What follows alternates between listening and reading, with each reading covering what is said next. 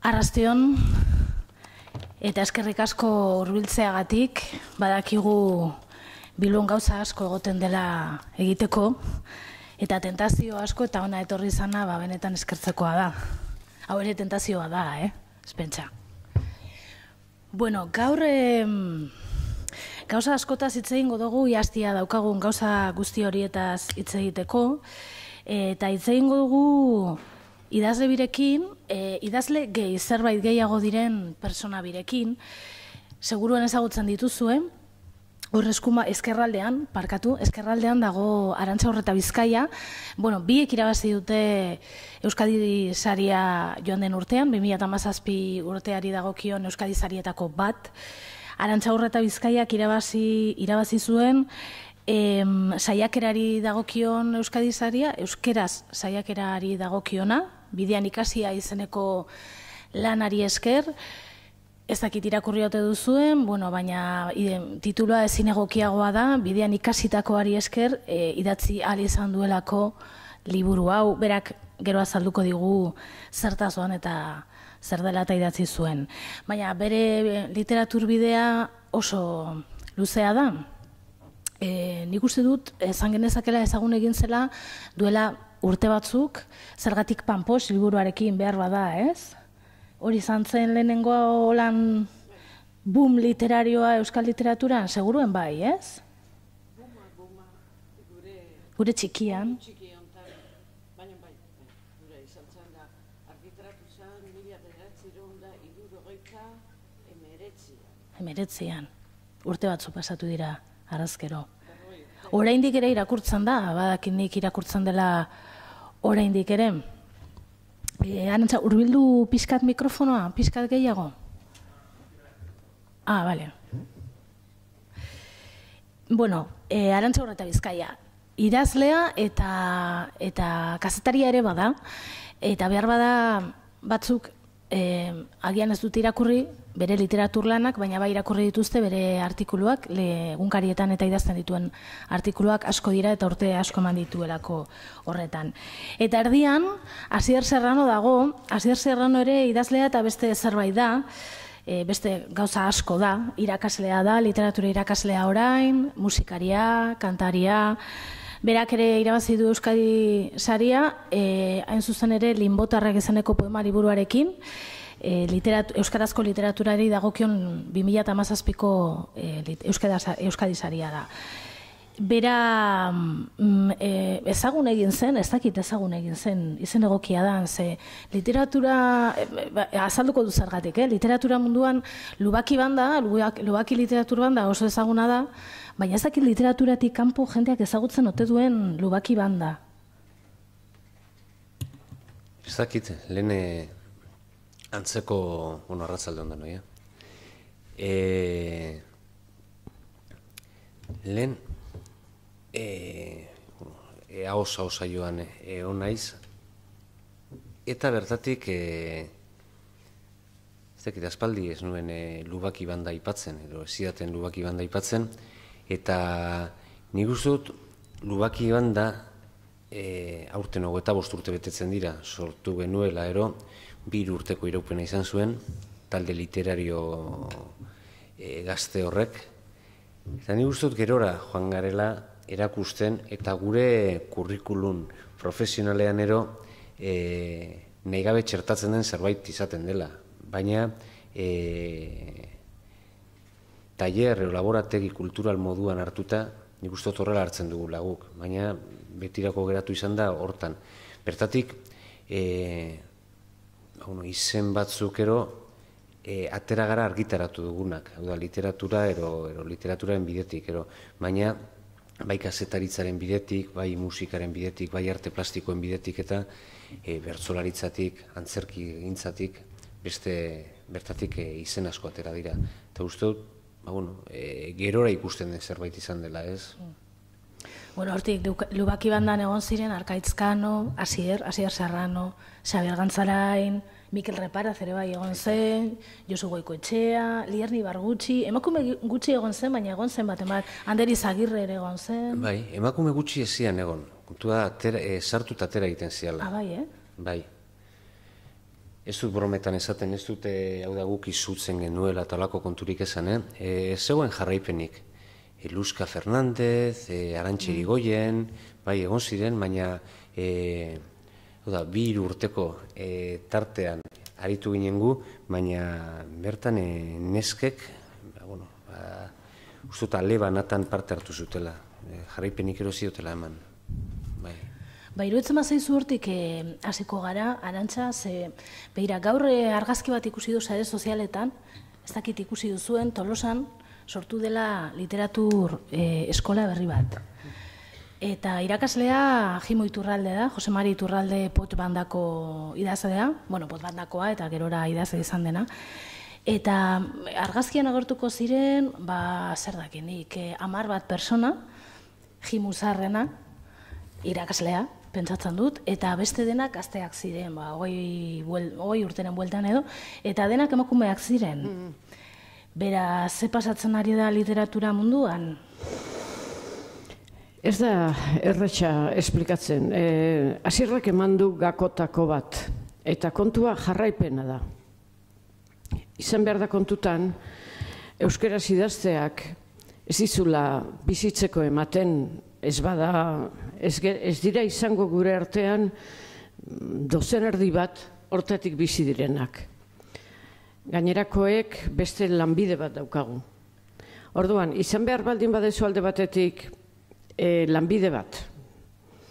Ez bazera jaiotzez aberatza, lanbide bat behar dezu. Gero gainera daukazu zaletasun bat denbora asko eskatzen duena. Eta gero gainera famili bat edo norbait zaindu nahi baldin badezu, bizitzak ez du hainbeste ematen. Eta hasi eta jarraitu ez, nik oraindikan ikusi nahi dut, hemendikan 20 urtetara, orain aridan zenbat emakumek jarraitzen duen.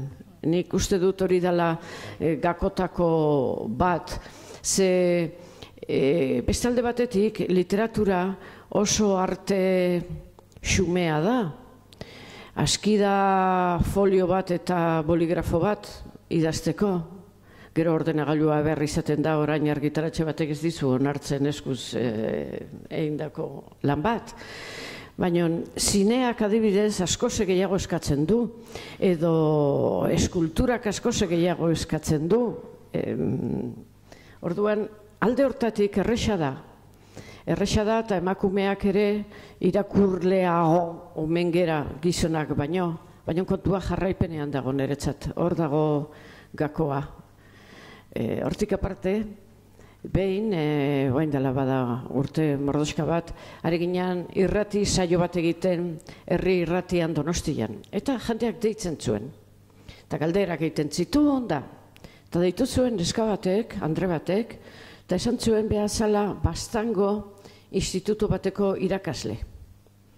Eta bere gelan gehien edo oberen idazten zutenak neskak zirala, eta berak animatzen zitula, aurkeztu zure lana lehiaketa batera edo... Eta ez zutela paus hori ematen, eta neska batek hori irratian esan zuen, neska batek esan ziola. Mutilei ez zaizkie gustatzen idazten duten neskak.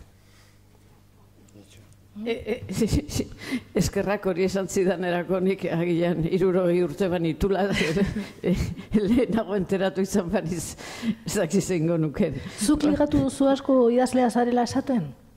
Zuk ligatu duzu asko? Ligatu? Idazlea zarela esaten? Ez, idazlea naizela esaten ez. Hola ez, baina, en fin, giroan, en fin, sasoian bai, nuena. Baina ez, hola... idazlea zarelako, ez dakit, ur sakonetan sartzen gara hor, baina niretzat gakoa jarraipena da. Nahi nuke ikusi, eta ez literaturan bakarrik, nahi nuke ikusi bertzotan dabilen emakume gazte askok ere, zenbateraino jarraitzen duen gero plazatan urte batzuk pasa ondoren. Asier. Bai, nik sensazioa dakat eta, sensazioa nirea izaten da batetik ere, estadistiketatik, eta nik estadistikak zertarako balio baute, nola baiteko susmo hartzeko da. 20. Mendeko literatura irakaslea naiz, helduen irakasle, irakasleak liberatu egiten dira, eta nik nolabait ere halako proposamen bat eskaintzen diet. Eta kuriosoa da, ibilbidea hala aipatzen da, eta aipatzen denean hala idatzi behar eta hala gerturatu behar ere, ez, bezaten dena da, 21. Mendeko literatura, euskal literatura, emea ez ote den, emea, ez? Eta ni Arantxa Urretabizkaiarekin nator, batez ere horrekin, hau da, gainera berak, inor baino hobeto daki, konstantziaren kontu hori, eta urteetan joatarena, eta belaunaldi, emakumezko belaunaldi batean bakarrik egotarena, sentipen horrena, asko hitz egiten da, eta egia zen, nik gaur egun irakurtzen dudan literatura, atsegin zidan literatura, kasualitatez esatera noa, baina emakumezko, euskal emakumezkoaren literatura da. Eta kasualitate hitza jarri nahi diot emakume hitzari, hala gertatu dalako, eta interes hori piztu zaidalako. Baina argi daukadana da, konstantzia hori eten egingo dela. Orain arte datu batzuk gero Nafarroan ikusterik besterik ez dago ez, Laura Mintegi Lizarran jaioa, baina Algortan bizi dena. Urteetan mantenduen idazle aktibo eta konstante bakarra, bertan nire adina daukan Castillo Suarez izan da, Naparra. Eta orain badator nolabaiteko releboa, Garazi Arrulakin, Tafaiarra, Tafaia, bai? Eta arrotza egiten zaigu. Kriston, liburu zoragarri bat idatzi du. Jarraipenik izango du, ziurrenik ez dago bere esku. Eta ez dago bere esku, eta akaso ez dago argitaletxen esku. Akaso, Arantxak esan duen moduan, bestelako emakumezkoak oraindik ere hartzen dituen, ematen zaizkion, hainbat eta hainbat, zeregin eta rolen menpe bizi delako da. Baina belaunaldia pasatu da, ez? Pasatu dira dagoeneko zuazi zinetik gutxienez 2 belaunaldi.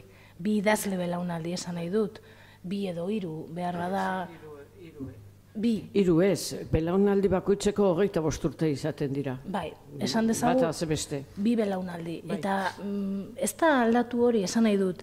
Egia da literaturatik bizitzea oso zaila dela gaur egun Euskal Herrian, eta batez ere euskaraz idazten baldin badituzu lanak eta, baina...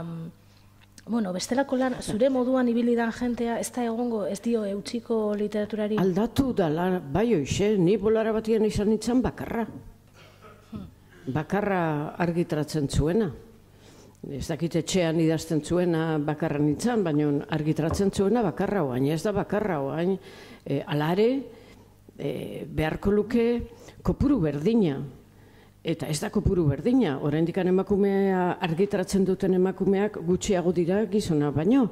Eta gure kanona, gure eredua, gure santutegia, arra da. Hori, hola da.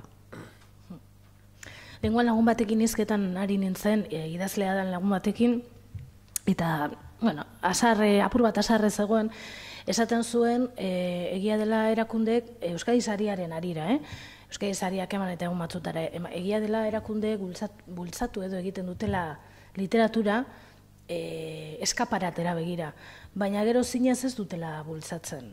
Eta baldin eta nahiko balute euskal literatura edo euskaraz egiten den literatura bultzatu egin beharko luketena dela dirua jarri.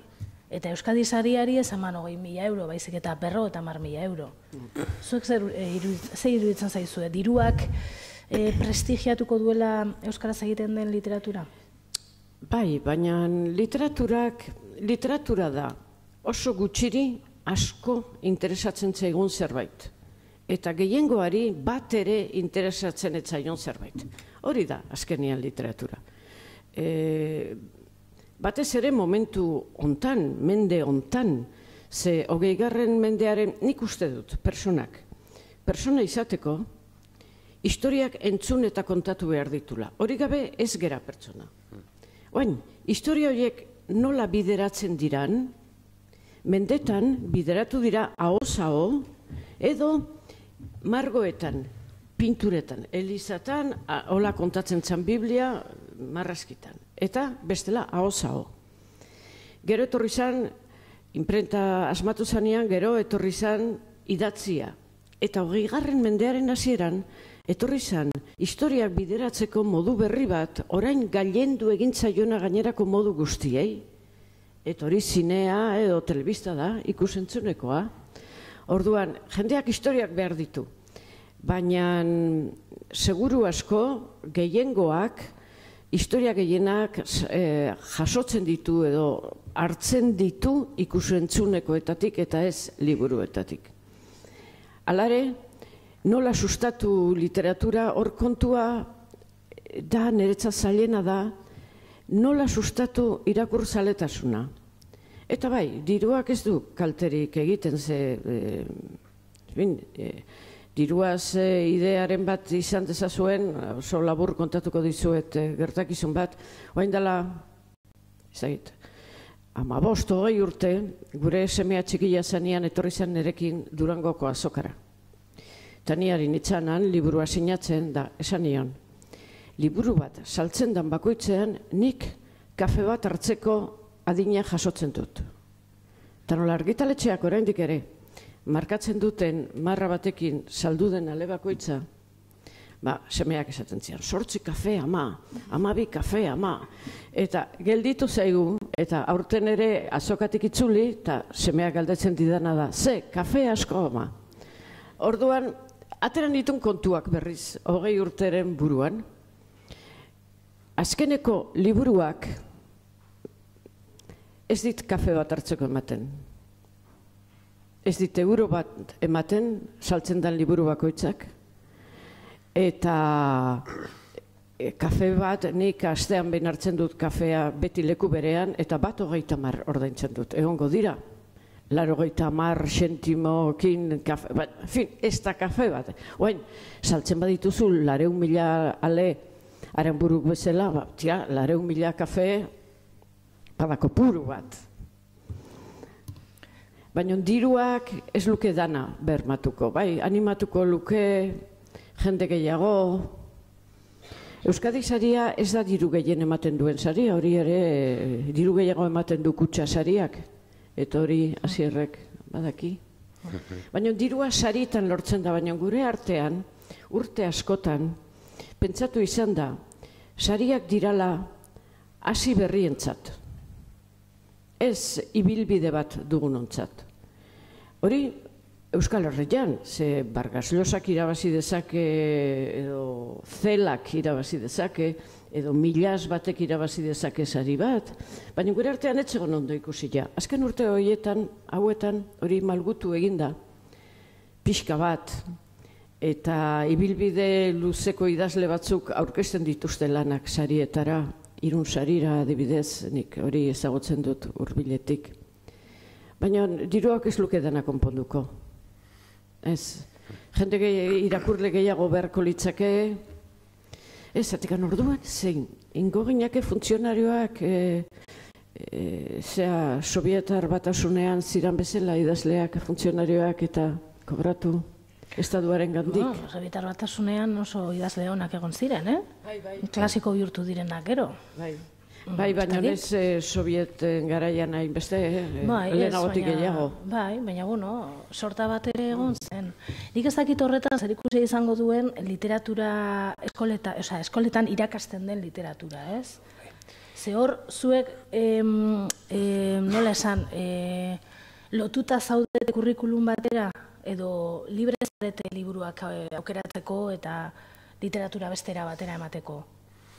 Nik uste dut lugarela puntu batera non diru gehiago enbirtitu ezkero, eta ez idazlei emanez, baizik eta irakurlei emanez, liburuak irakurtzeko diru emanez, ez genukela ezer lortuko ere.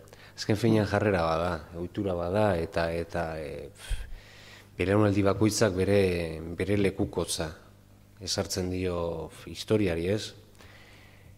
Arantxak esan duen moduan, ohiturak aldatu egin dira, formatoak aldatu dira, eta idazlea beti egongo da, horbesti zen batekin sortzaile, izenarekin, estatu batuetan gertatu dena, gaur denek esatu dute, bai Philip Roth, Paul Austerrek, denek aitortzen dute, eta ez bakarrik estatu batuetan, hemen gurean ere, gaur egungo literatura, kable bidezko serietatik ero saioetatik datorkigula. Eta horrek, argi eta garbi, nolabaiteko arrazoi bide bat ero izan du. Duela 10 urte, Estatu Batuetako telesaien gidoilariak greban zeuden.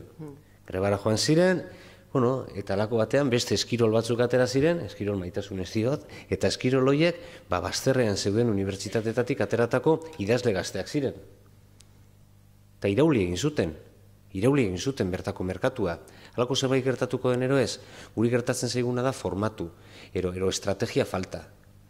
Estrategia berrien aldaketa, diruarekin lortuko den ero ez dut uste. Badago hor lotura bat, 20. mendeko literatura, lotzen genuen hizkuntza egitearekin, askotan, aberria egitearekin. Suposatzen da 21. mendean lotura hoietatik askatu dugula, sano ibili daitekela, bere bidetik, osasuntsu ibili daitekela literaturatik,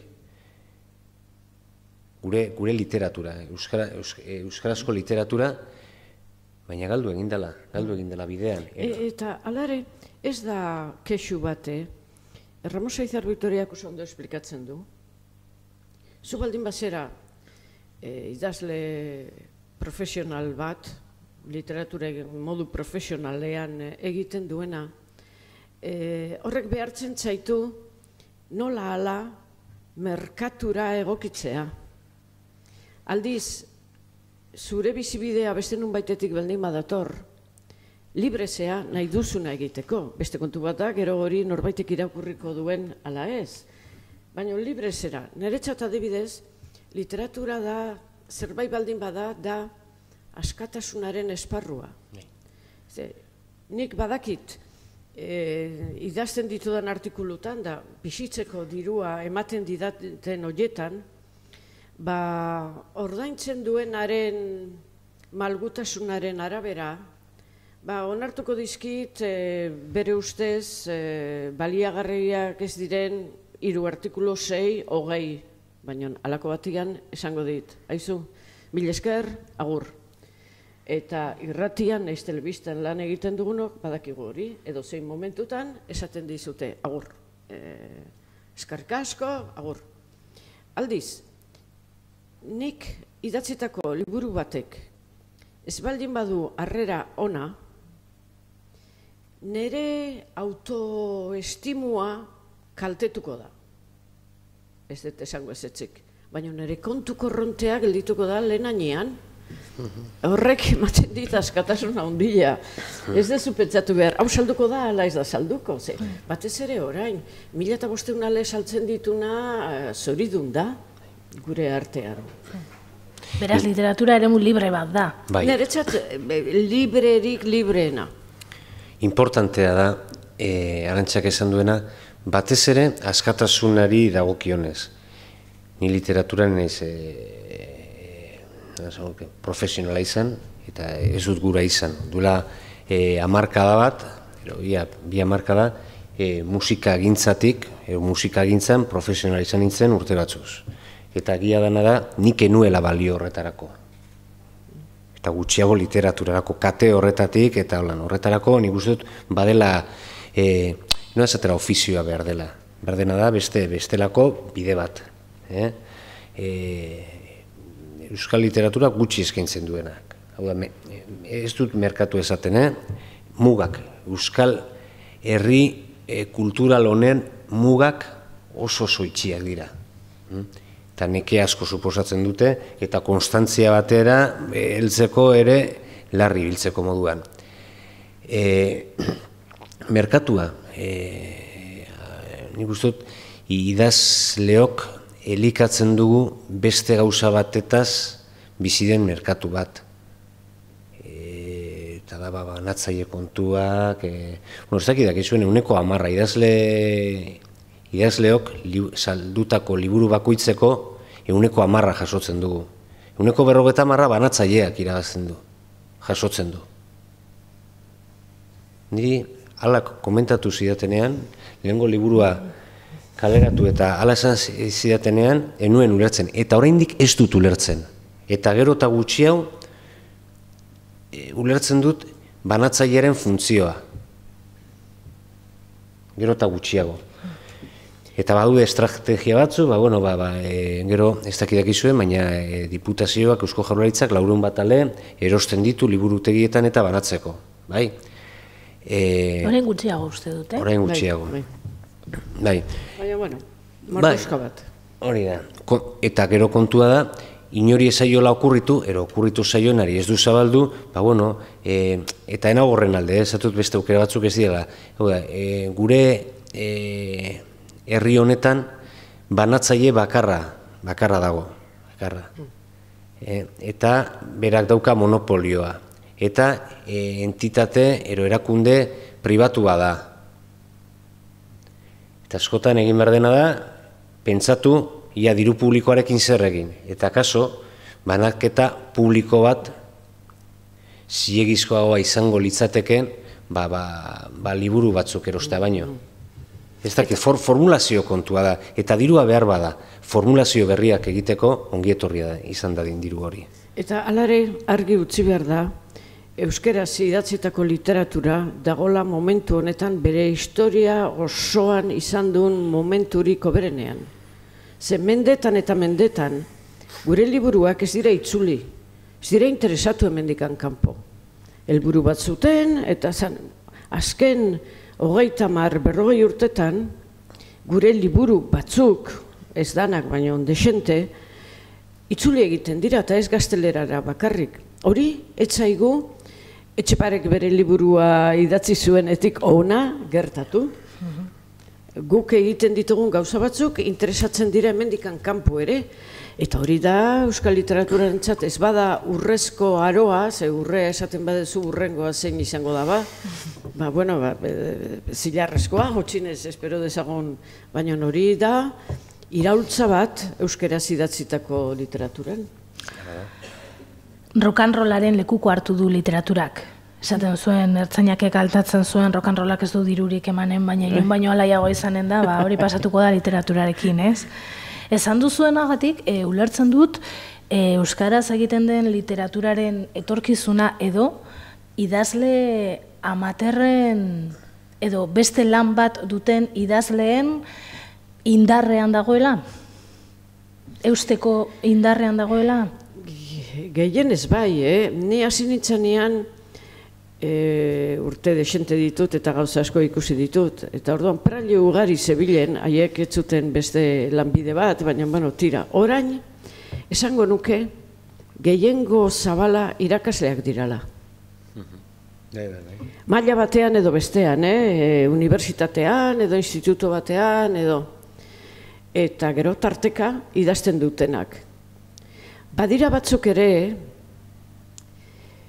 hor kontua da batzutan da ez beti, zuk ateratzen duzu liburu bat edo bi edo liburu horrek arrakasta du, eta horrek zabaltzen dizkizuk beste ate batzuk literatura ez diranak. Baina atxaga bera, ez da bizi bakarrik idazten duenetik. Atxaga dela gure artean haundina. Edo zabalduena. Beste gauza batzuk egin behar ditu horren inguruan. Hitzaldi batzuk eman behar ditu, eskola batzuk eman behar ditu, beste konpromiso batzuk izan behar ditu. Enkarguak. Enkargoak, ez atxagaren bizibidea ez dator zuhurren muturrian pasatzen zaion idaztetik. Baina niri gustatzen zaiteko hori, ez nuke aldatuko. Iruditzen zaizue... Nerekiko, besteekiko... Sortzaileagoa dela? Eta arrisgatzeko aukera gehiago dagoela horrelako egoera batean? Bai, nik baietz uste dut. Ni nire bizibidea kazetaritza da. Kazetaritza da kontatzea besteek, kanpora begiratzea, eta kontatzea besteek zer esaten duten eta zer egiten duten. Hori da, kanpora begiratzea. Aldiz, literatura da barrura begiratzea, zure barruan dagon zerbait kanporatzea. Eta niri bi begiradak gustatzen zaizkit, ez nioke uko egingo ez batari, ez besteari. Horregatik, esaten dut, literaturan etzat dela askatasunaren esparrua. Baina adibidez, azken liburuan, nik banekin liburua gai zaila zeukala, irakurre gehienentzat etzala atsegina izango, eta galdetzen nion ere buruari, baina idazle bate bakarrik idatzi behar ditu gauza atseginak. Eta nola libre nahi dudana idazteko, hori idatzi nun. Agian ez nuke idatzeko hori libre ez banitz. Zuek zergatik daukazue beste lanbide bat, Asier? Literaturatik ezin zelako bizi, eta beste alternatiba bat bilatu zenuelako, ala, berez, ez dakit, gustatu pentsatzen dut dagoeneko gustatzen zaizula, baina aukeren artean literatura baztertu egin zenuen bizibide edo ogibide bezala. Nik sufridu egiten dut izugarri idazterakoan, ez da niretza plazerra. Idazten dudanean, hau da, momentu hori edo jarri beharra eta suposatzen dute naiz izan idazle nola esan nuke. Nik beti aipatzen dut bi maitale izan ditu dela, ez? Batetik literatura eta beste alde batetik musika. Musika izan da bakarka sortzetik datorren, baina partekatzeko zuzenean beste taldekide batzuekin, ero beste musikari batzuekin, sentimendu unibertsal batzuk, beste hizkuntza batean gerturatzaren kontua. Eta literaturarena, nik uste dut, Arantxak esan duen moduan, badela barura begiratze bat. Mundu intimo baten isla, labirinto horretan sartu eta irten bideaz bilatzen aurkitzen saiatzea, ez? Nik oso argi neukan horretarako bizi egin behar nuela eta idaztearen ekintza, baditu bere aldaerak eta bere momentuak, ez? Eta niri lanak, eta uste dut daukadan lana dela ez bakarrik aukeratua baizik eta saririk baldin badago hori daukadana. Nire lanaz maite minduta nago, irakaslea naiz, hezkuntza interesatzen zait.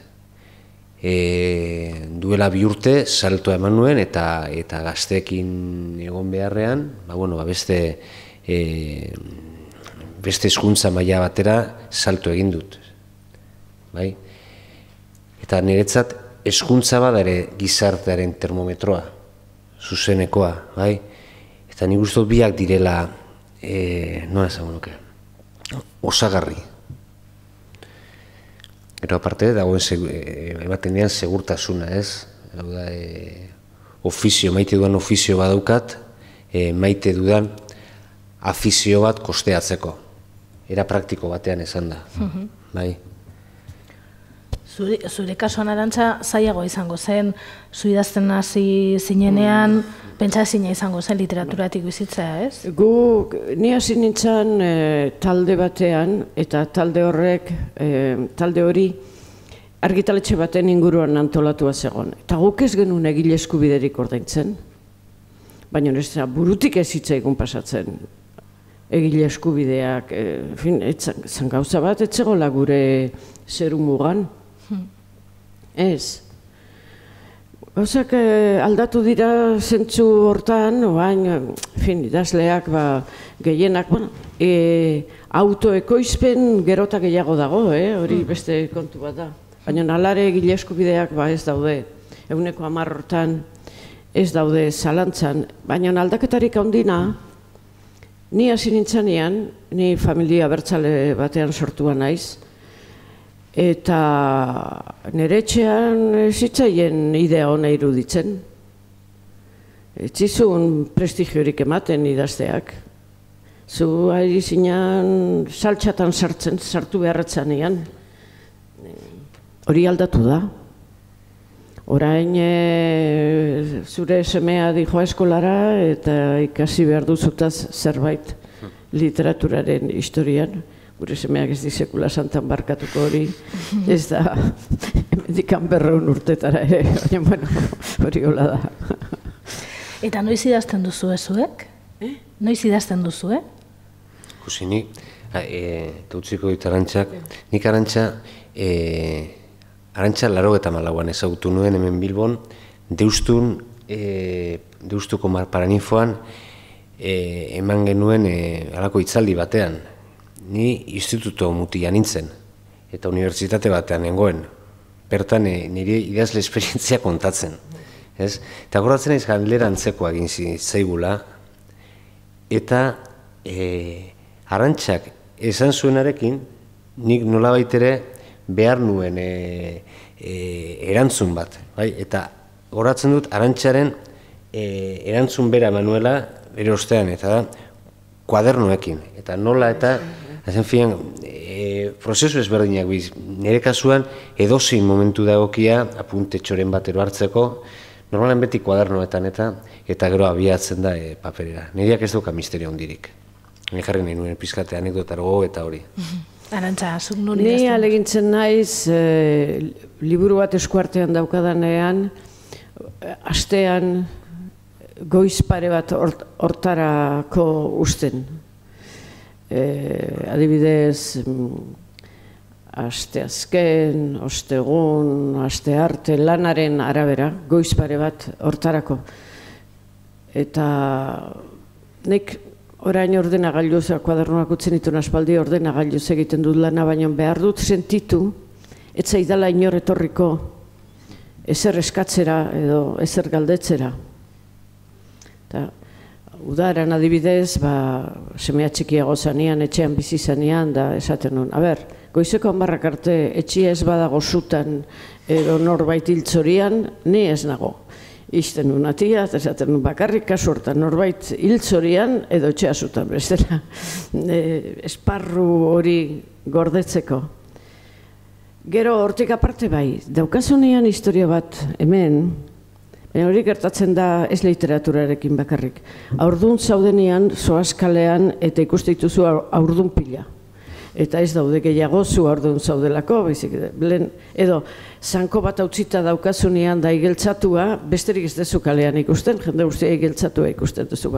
Era hortako zera batekin, idea bat etorri diteke edozein momentutan, gero baliagarria dan ala ez, edo aterako diozun, duen etekina beste kontu bat da, baina bai, beti idea bat nik etxean edozein lekutan daukat paper bat eta boli bat zerbait apuntatzeko, sukaldian bertan, sukaldian nahi naizela, ala, bai.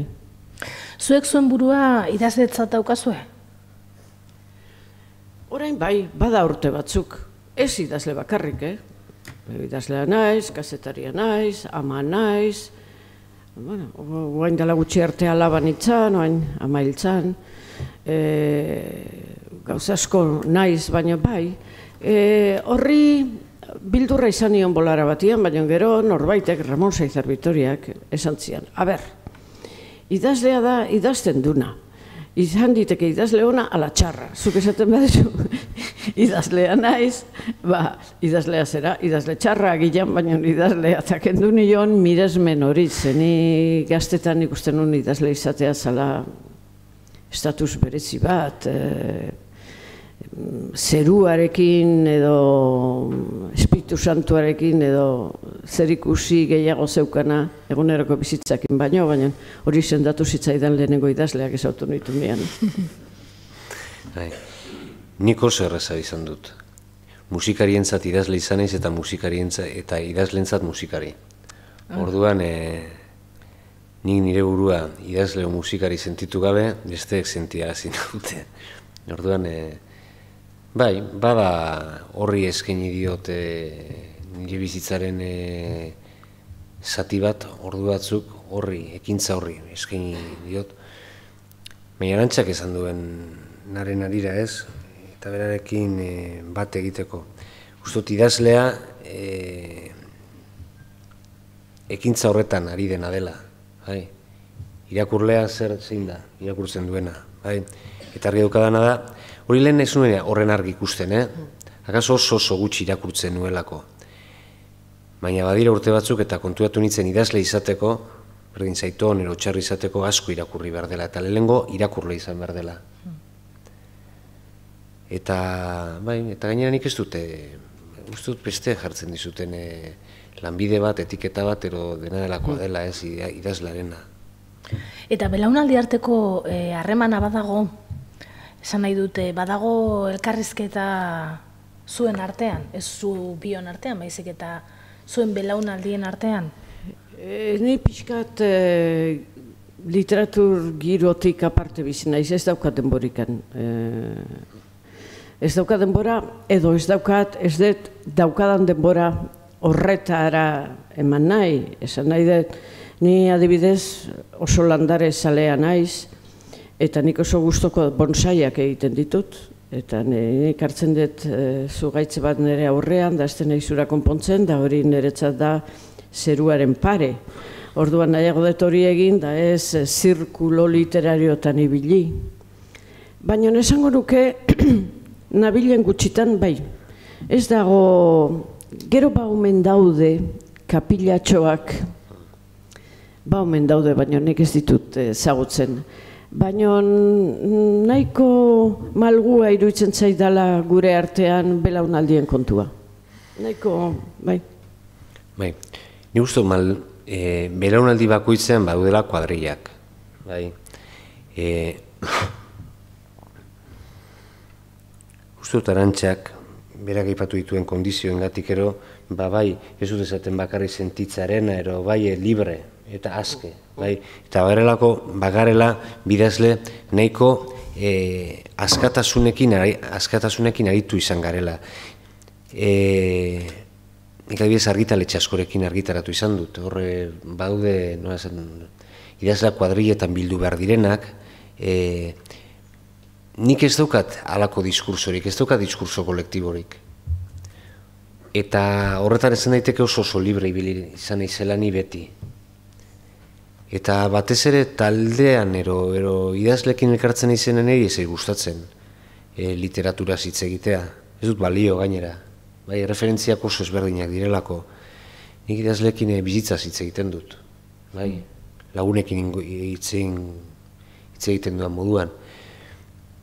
Badaude kuadrillak eta badaude taldeak eta badaude hola, nik uste dut errespetuzko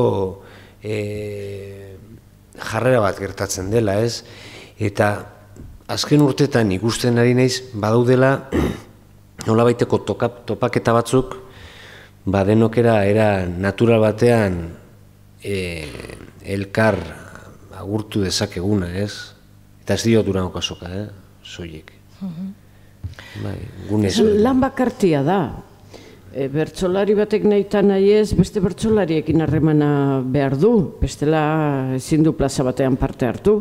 Nek ezibiliko da bertsolari bakarra plaza batean. Aldiz guk lana bakarka egiten dugu, eta horrek nahiko baldintzatzen du. Hasierrek esan du diskurso kolektiborik ez daukala.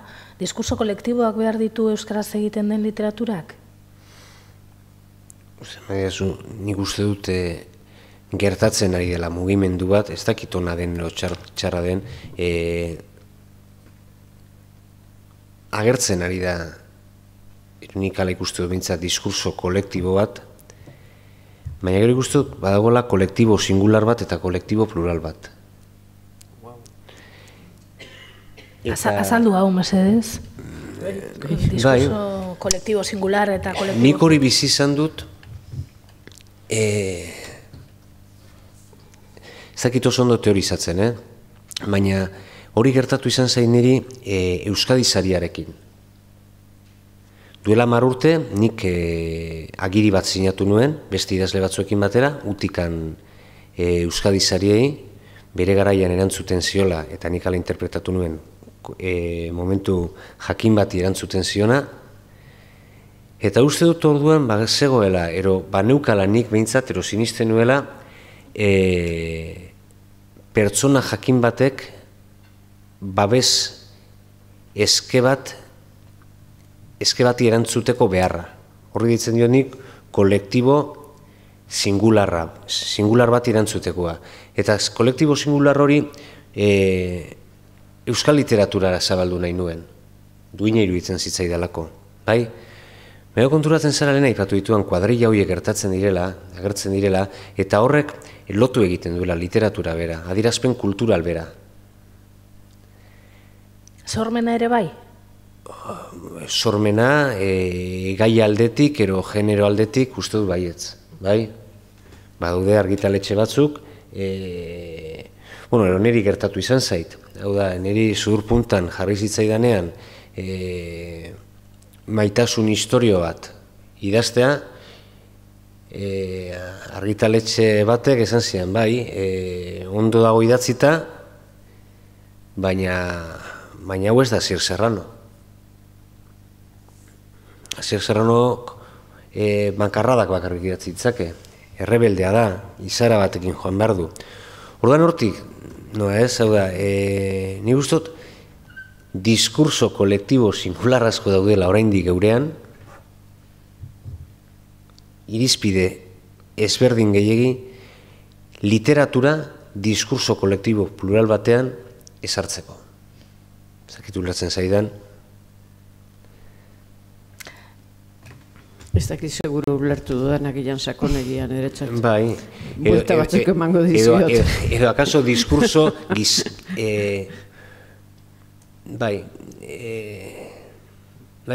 diskurso oso gizabanakotik ateratakoa dau, bai? Eta nik horrez dute zer, ez dakit noren zen, ez dute zer ezer aportatzen. Gaur egun 2017an 10 urte pasatu dira bertatik, eta nik badaukat, nola esan, nik ez daukat diskurso kolektibo batean parte hartzeko beharrik. Eta estrategia kolektibo batean? Horretarako denok elkartu beharko genuke eta nik oso urrut ikusten dut. Baina ez, irizpide berdinak mantentzen ez ditugulako.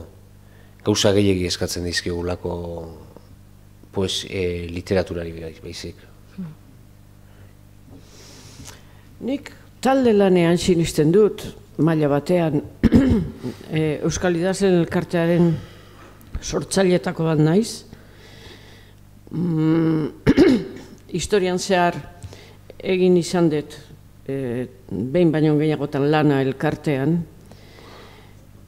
Hori da, teorian, idazleok elkartzen gaitun zera bat, baina gero egia da, realidadea da oso jende gutxi mugitzen dela, eta ez dela hori esparrua proposa, ez estrategia eta ez diskurso bat lantzeko. Ez da erraxa, nik bi esperientzi ditut. Hasieran talde lana zan, gu talde baginan, eta elkarren lanak irakurtzen genitun, eta elkarri iritzia ematen genion. Horrek irauntzuen, oso hasieran zan da irauntzuen 3 urte edo 4 urte gehienez jotare. Eta gero, nire kabuz jardun dut beti, baina nuen dela 15 urte edo geixio egiten, lagun bat eta bilok, Maite González Esnalek eta bilok, pentsatu genuen elkartu behar genitula euskaraz idazten zuten emakumeak, eta bildu genitun. Eta genuen jardunaldi bat, norbaitek utzi zigun bastan aldean baserri bat, eta han bildu ginean 20 bat edo. Eta horrek izan zuen segida, beste hurrengo bilera batean, eta gero urtu egintzen. Agian ez genulako premia hori ere. Ez da erraxa idazleen artean oso lan bakartia da, eta dana gaude oso lan asko egin behar da diru pixkat irabazteko. Ez da erraxa. Bueno, minutuak aurrera doaz, ez dakit zuetako bateren batek zerbait galdetu nahi badie Asier eta Arantxari, edo Arantxa eta Asierri, norbaitek nahi badu, altza dezala eskua eta mikrofona pasatuko diogu eta galdera egiteko aukera izango du. Bai, parkatu bakarrik orain, nik gainera ez nioke dramatismoak kenduko nioke horri, hau da, batzen ez garela, guztot gaina bizitza arruntean ere horrela izan behar dutela, eta laguntasunak eta dizkretasunak ere horrela izan behar duela uste dute. Orduan, nola esan, alako ente bat osatzen ez dugula Euskal Idazleok, alako ente bat ez osatzaren eta ateratzaren eta nuztot beste bizitzaren hainbat arlotan gertatzen den zerbait dela. Ez? Iruditzen zait normala dela.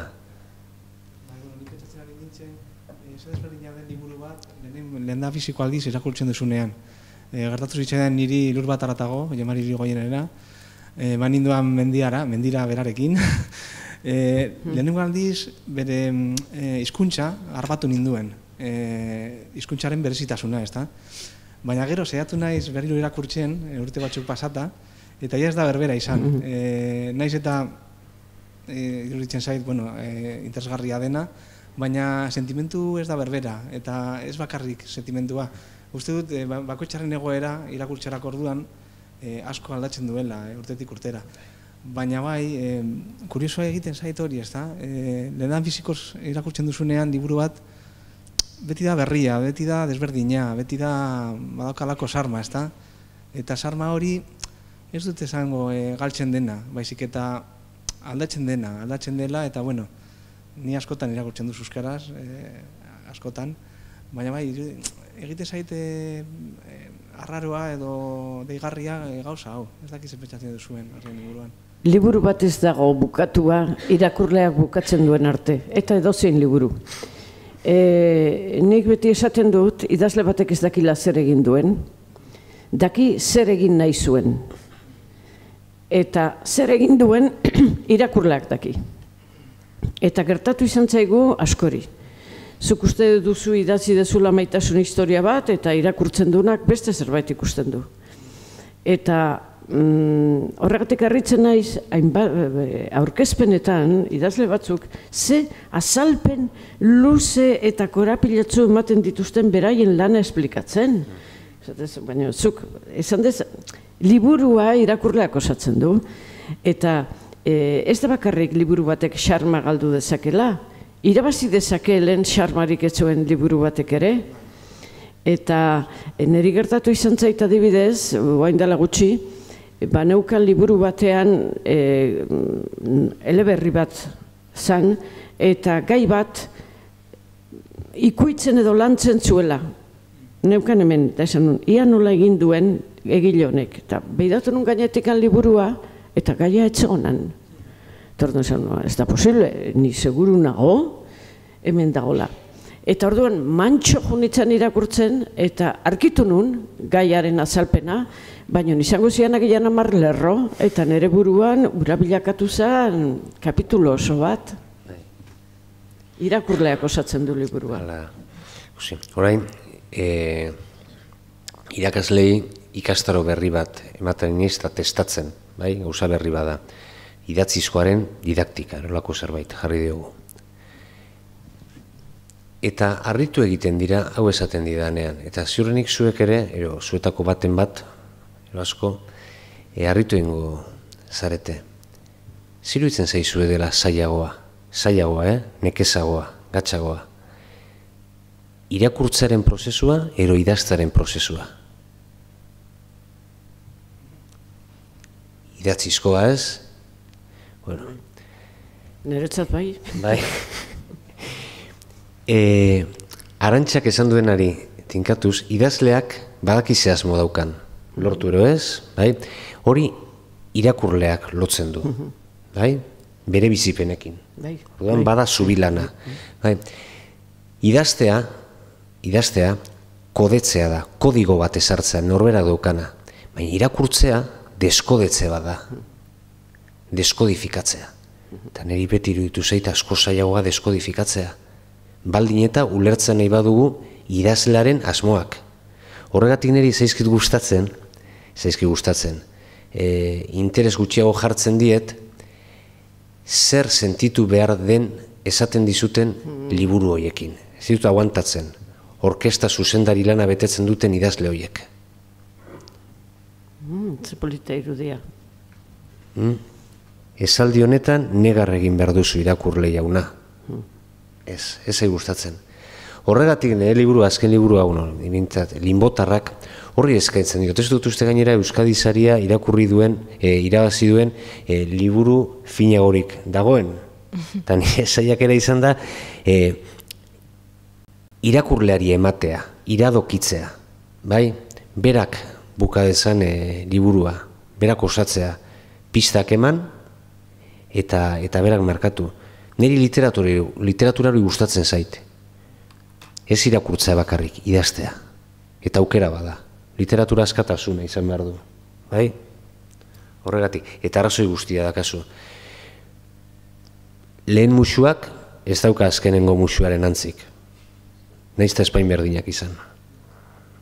Egoera aldatzen da, beste kontu batzuk hartzen dira.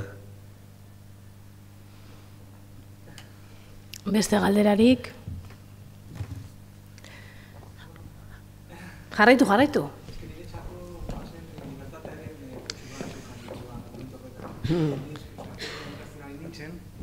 Eta hasi nintzen irakurtzen, pizkanaka, eta liburu honekin, liburu asko daude, eta liburu oso polita daude munduan, eta bueno, ez da liburu bakarra. Baina bai, izkera berezia, eta bueno, niretzat bereziki mendiran indoan, bakarrik, euskaltegian ikasten ari nintzen, hori, beste nire bizitzako momentu bat izan zen. Oiturazko kontu bat gertatu zen, gaina horretarako tarta bat zen, ukan lur bat aratago. Bai, meritua, mendira eramateko. Bai, otartekoa, eta liburua, honeko liburua. 3 kilo gehiago horrekin, zigotzen zinen, meritu ederra. Liburu ederra da, liburu ederra da. Badago, parkatu, aipatzen zen, liburu hori kaleratu zenean, beste meritu asko zituen liburu hori horrek, eta bazeukan beste meritu bat. Jon Mari Irigoyenek obratu zuen libururik sekula idatzi den, euskarazko libururik luzeena, hitzetan. Badago beste bat, duela 3 urte beste bat kaleratu zen, askoz luzeagoa esan dezagun. Irigoyenena? Ez, Irigoyenena ez. Irigoyena autoekoizpen bada. Kontua da, naizela ausartzen, esatera, ze liburu den, uste dut, zoritxarrez beste errekor badaukala gure euskal literaturaren ero letren mundu arraro honetan. Inork ez du bukatu. Inork ez du bukatu. Ez du bukatu, ez du lortzerik. Eta autoreak aitortzen du, idatzi zuela, baina ez duela berriro irakurri, ez da berri irakurri. Horregatik da, autoekoizpen bat. Gero esango dizut, ze liburu dan. Bueno, badago liburu bat, uste dut hori dela, nik ezagutzen dut pare bat persona amaitu dutenak, Benetan? Bai. Itxas historiaren bada? Hori ez. Pentsatzen nuen, ari zinela Sarrion Handiaren Moro Garale belainopean, ze horrek...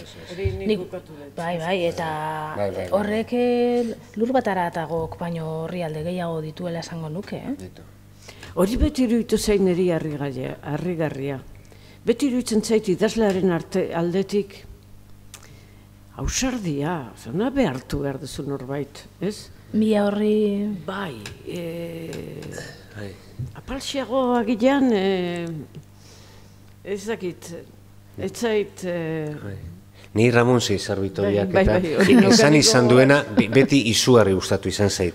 Hor, isilarazi zituen, ez dakit zenbat filologo, esateakoan, bueno, hau nahi zenuten ez? Zeizar Bitoria nahi zenuten, Toba Martutene.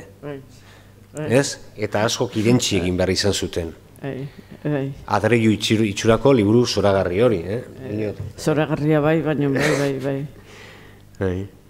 Zipein laboaren alargunak kalian topo eginda. Ze moduz, ondo, ez dakizer, Martutene justu atera berria zen. Itzen genuen pixka bat, eta nindoan, eta deitu zian urrutitik, zer, esan zian, Martutene irakurri duzu, eta esan nion, ari naiz, orain ari naiz. Eta esan zian, Ramoni ez diote hau esaten zatik, esaten du, nik arazoak ditut, ze daukat ez dakize, eta ezin diot liburuari utzi, orduan, han ezin dut irakurri, adibidez jarri behar duten bai batzen gainean. Esan duzue, irakurleak egiten duela liburua, Eta burura etorri zait irakurri... Barkatu, azkenengo irudia horrekin, liburua badago ene izakordatzen zein herrialdetako kondaira den, eta ziurrenik asmatu egingo eta ez dakidanean alako puntua da, baina libururik ederrena, liburu fin hori da zeinak urteekin, eskuz pasatakoan, papera simurtu egiten den eta beste volumen bat hartzen duen. Esan galdetu nahi nizuen, esan duzuela irakurlea dela liburua egiten duena, eta badago irakurle bat, edo egon beharko litzateke irakurle bat, irakurle zorrotz bat, erabakitzen duena ez, idazten duena, idazten denaren inguruan, hau da, kritikoa. Zergatik ez dago euskarazko literaturan ganorazko kritikarik?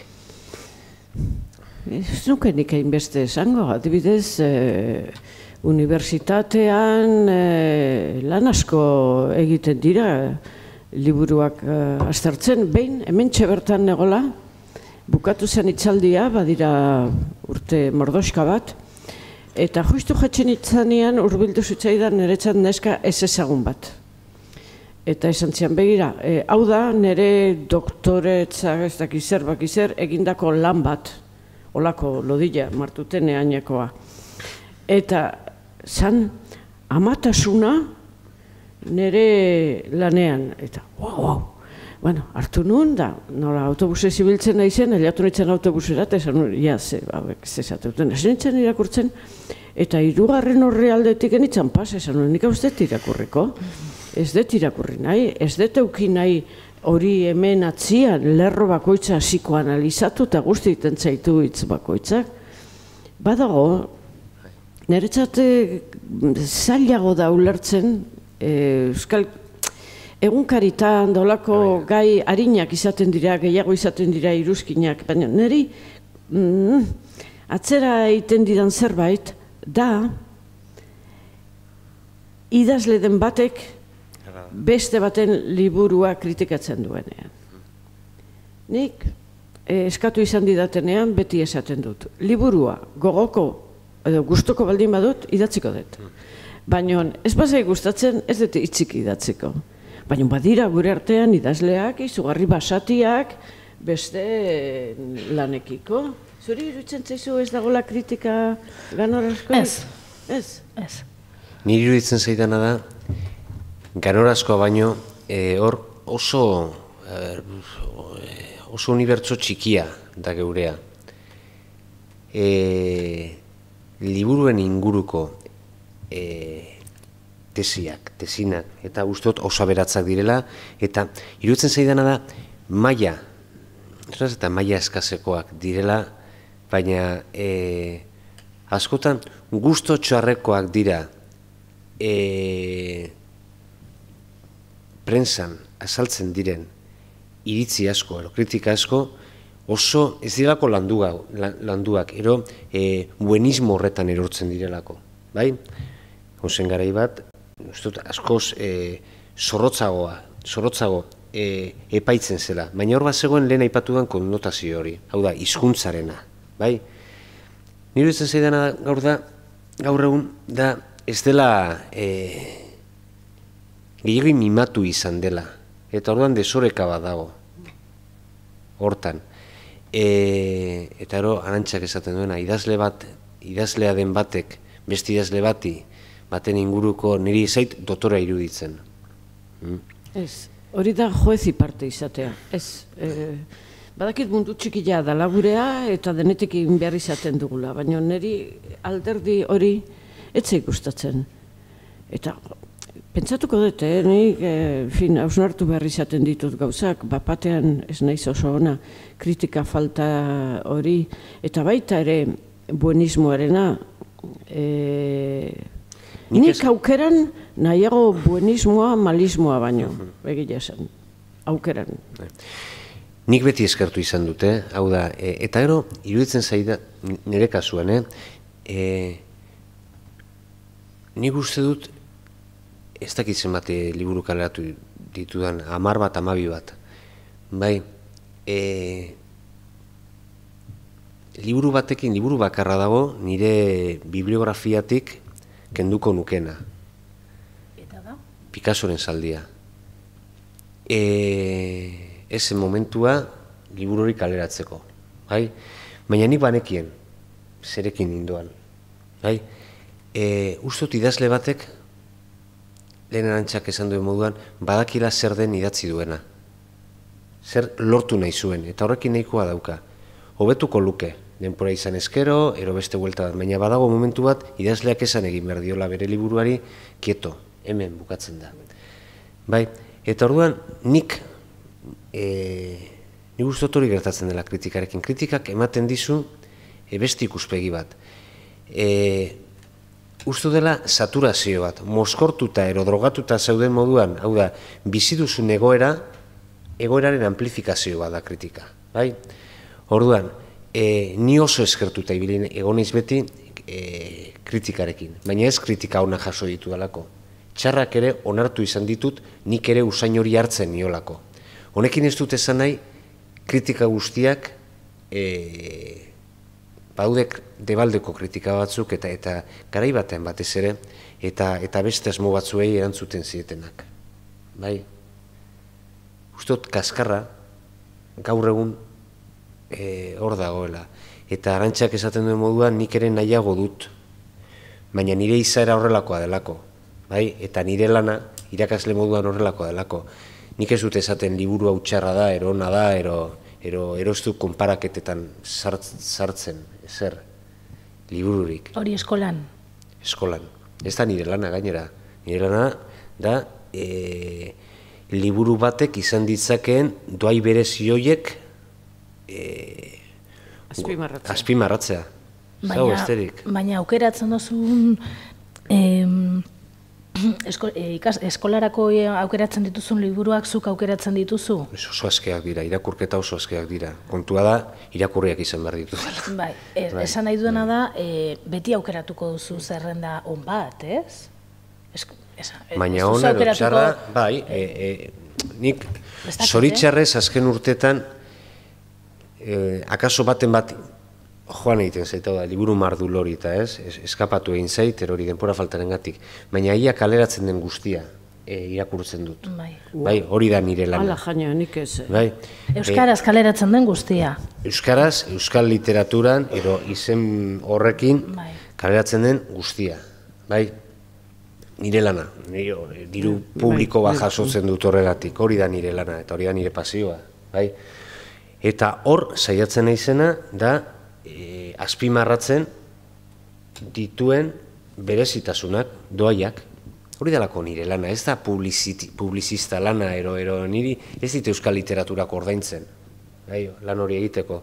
Uztot hori dela motibatzeko, hor linguistikan eta argita garbi agertzen da, ez? Motivazioa, ezagutza eta erabilera, ez? Ez dago erabilerarik ero ezagutzarik motivaziorik gabe, eta nik uztot nire motivazio iturria irakurle moduan baita, Zaiatzen naizela ere, halako kritika bat egiten. Baina idazle batek ustot beti egiten diola autokritika bat bere buruari. Bestela nik ustot erortzen dela, bai? Ni ez naiz izlaria gaur. Orduan benetako gusto txarra duka. Nik liburu guztiei ateratzen diete, ero saiatzen naiz iritzine bat, ez zait okurritzen. Eta okurritzen bazaitere, denei jartzen dut puntu bat, ikusi. Anedotatxo bat kontatuko dizuet, baina izenik ez noa ematera. Pista asko emango ditut, eta arrasto asko emango ditut, eta ez da komeni gaina jakitean orden. Liburu bat egon zen, oso kritikatua, kritika honak jaso zituena, batez ere, irakurle berriengatik, oso liburu saldua, ez noa, pista gehiago motera. Salduena? Ez. Ez da, euskal literaturan sartzen gara. Ari gara, azken 10 urteotan. Hori, azken 10 urteotan. Eta saldua, zetarekin ez da pista bat. Oso saldua, gero, usatuko litzaideak, ez badu denporarik, baina, kontsumitu, euskal literaturari ez ditzen diogun kontsumitzea. Euskal literatura kontsumitzea. Drogekin gertatzen den kontrakua da. Eta niri lagun honek, laguna zen idazlea eta laguna, eta telefono zeitu zidan, eta Asier, zuri, ziru itzen zaizu liburua. Irakurria neukan liburua, eta ziru itzen zaizu liburua. Bere liburua. Eta lehen aipatu dizuedana ez, bada idazle horietako bat pertsona moduan, itsugarri maite duena, baina ez zait gustatzen idazle moduan. Zuzendari, orkesta zuzendari lanak egiten dituelako. Bueno, gertatzen dena da, nire iritzi eskatu zidan, eta hala esan nion, ikusi, ezur txiki bat esan nion, baina ez da zuek uste duzuen gezurra. Gezurra usan, ikusi, ez dut liburua irakurriko, irakurritan neukan, baina ez dut liburua irakurriko bestela nire iritzi hemen barko dizut.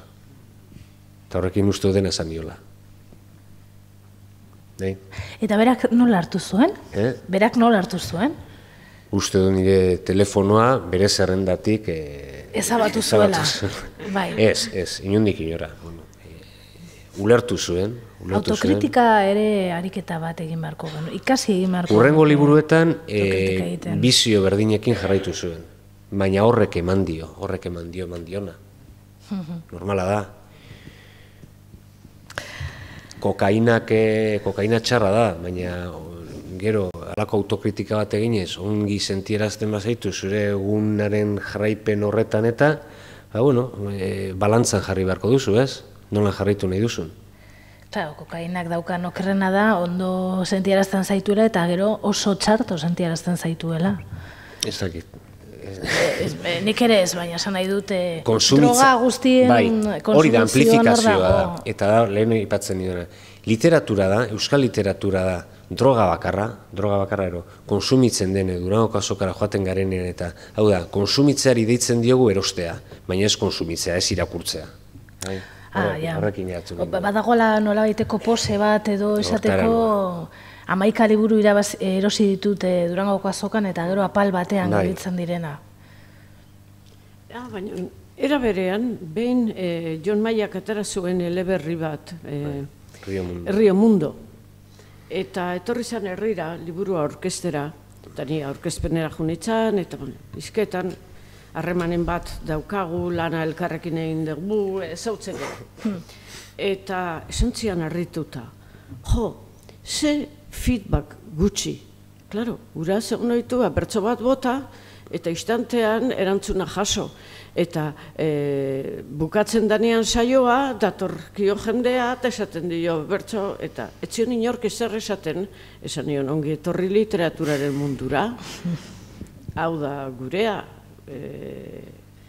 ezakit nik zure lagun horrek pentsatzen duen inguruan duen guztiak daukala iritzi bat idatzi duen liburuari buruz, baina Atxagaren Andreak esaten zuen, berak liburu 2 atera eta lantokian, eta lantoki ofizial batean, inorketziola esaten, ala, liburu bat atera dezut,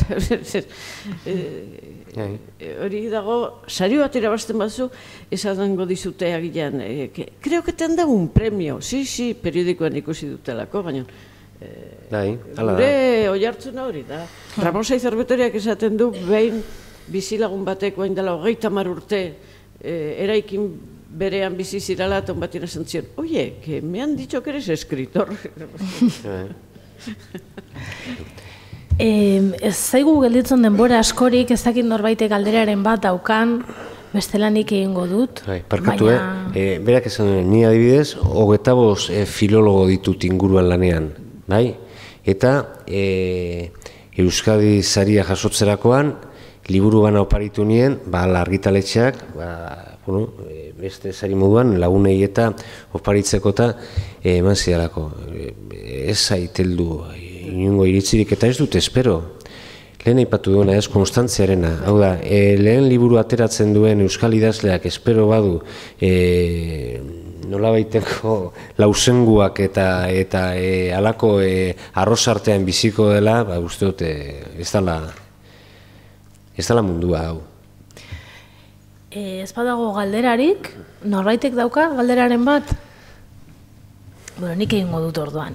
Lehen aipatu duzue autoekoizpenarena, musikan asko ematen ari da, euskal musikan asko ematen ari da, izan ere nik esango nuke, azkenengo Durangoko azokan, gehiago zirela autoekoizpenak argitaletxe edo disketxe baten pean kaleratutako diskoak baino. Zuek ikusten duzue literaturaren edo euskarazko literaturaren etorkizuna bide horretatik aldaketen zurrunbilo honetan eta kontutan izan da euskal literaturatik, orokorrean literaturatik, baina zehazki euskal literaturatik diru askorik ez dela irabazten, orokorrean ez dela irabazten. Baina liburu bat autoekoizpenean argitaratzen baduzu, ez da ez dezula irabazten, da ordaindu egin behar duzula. Bai. Orduan ez dut ikusten hori bai, gerota ugariago bai. Gerota gainera orain baliabide teknikoak asko errazten dute bide hori, eta zuk argitaratu dezakezu merke, liburu bat 100 ale edo 200 ale eta banatu. Gertatuko dala bai, baina nekez izango da hori mainstream korronte nagusia euskal letretan. Egia da, egontziala urte batzuk asko erresago zala argitaratzea orain baino. Egontzian urte batzuk edozein gauza argitaratzen zana. Eta orain ez da erresa. Kalkulatzen da argitaletxe batek, hau da, jasotzen dituen 15 liburutatik bati esaten dio baietz, hori da batez bestekoa, gutxi gora bera. 15 liburu originaletatik bakarra kaleratzen du. Bai? Euskaraz? Euskaraz. Eta hori gertatzen ari dena, eta hau argitaletxe batetako editore batek hala esan da, editoreak sartzen ari dira. Eta ez dago... Sartzen. Eta ez dago belaunaldi berririk hori ziurtatuko duenik, eronan planteatu.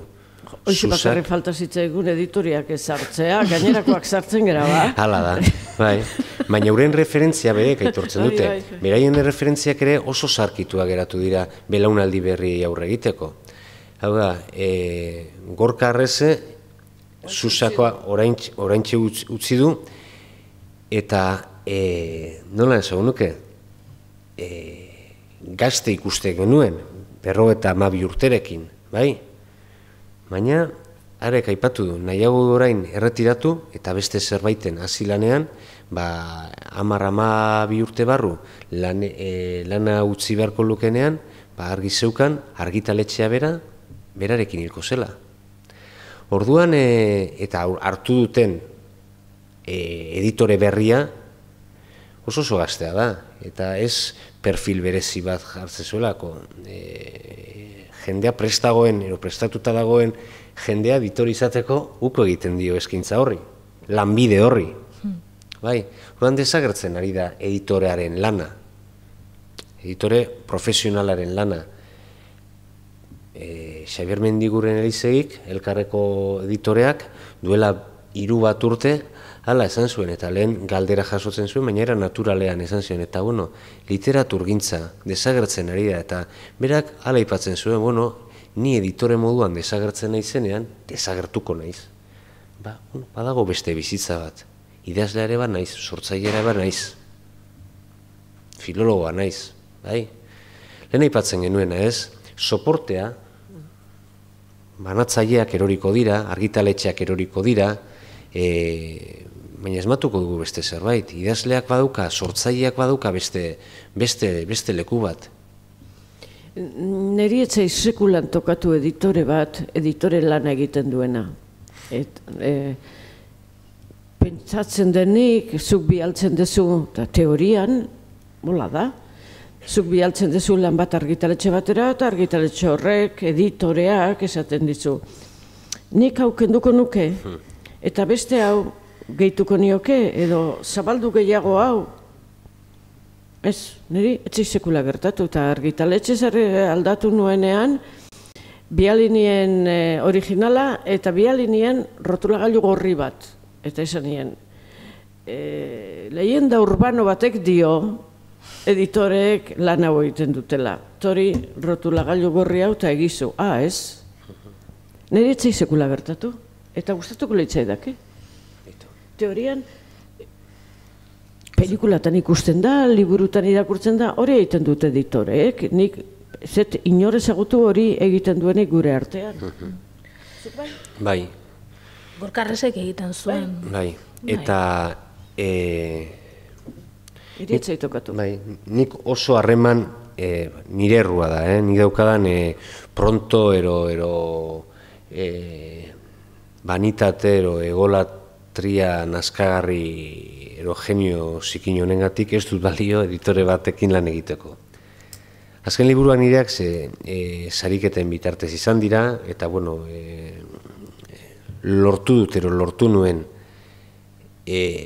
halako nire fobiak eta nire maniak ulertuko zituen editore bat, bai, txalapartarekin, Mikel Soto, bera, eta nolabait ere akordio batera heldu ginen.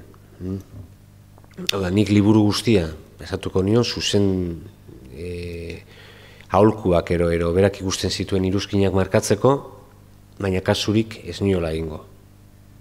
Orduan onartu zidan.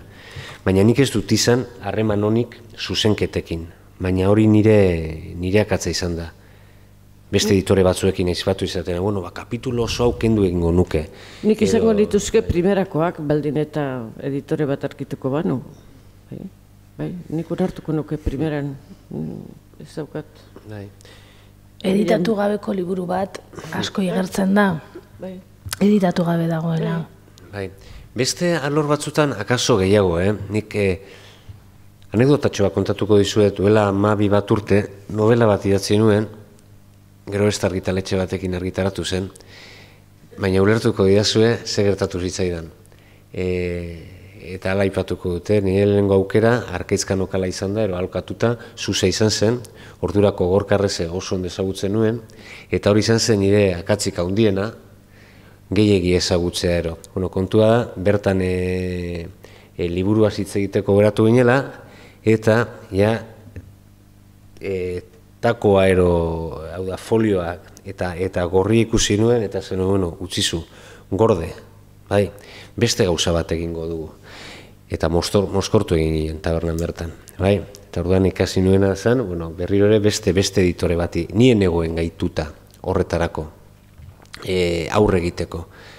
Ez dakit zuri gertatzen zaizun, baina niri, adibidez, izugarri kostatzen zaidana da, lehen aipatu dut ez, idaztaren prozesua, ohitura batean sartzen zara, eta behin bukatuta, nik behar dut jakin ez noala berriro hartzera horri horiek. Musikagintzan ere berdin gertatzen zitzaidan. Hau da, berriro ere irakurketa bat eta beste buelta bat emaiozuta, ni nahiz horrelako, ez dauka pazientzia hori idazle moduan, nahiz idazle hona zentzu hortan. Errepasatzarena, behin... Ez dakit, niri frogak irakurtzea adibidez oso mingarria egiten zait. Eta liburu bat itzultzen danean urteak pasata gero, are gehiago.